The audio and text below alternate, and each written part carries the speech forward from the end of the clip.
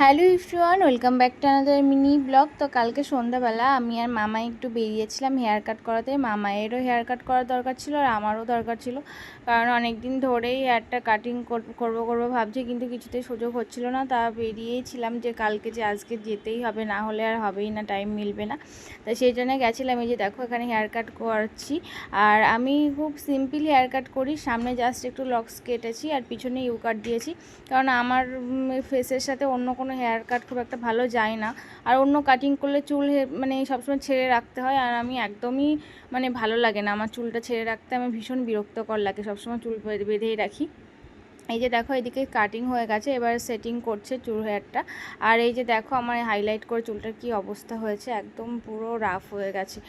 আর এই যে দেখো ফাইনাল আমার হেয়ার কাটটা হয়ে গেছে, বেশ ভালোই লাগছিল হেয়ার কাটটা, বেশ আমার পছন্দ হয়েছে। আর দেখো ফাইনাল লুকটা কেমন অবশ্যই কমেন্ট করে জানিও হেয়ার কাটটা।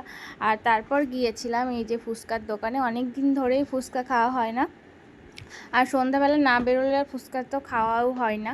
এই যে দেখো আজকে ফুচকা খেতে গেছি একটু, অনেক দিন পর, বেশ ভালোই লাগলো ফুচকাগুলো, বেশ অনেক দিন পরে খাচ্ছি। তা আমার মিনি ব্লগটা কেমন লাগলো অবশ্যই সবাই কমেন্ট করো। বাই।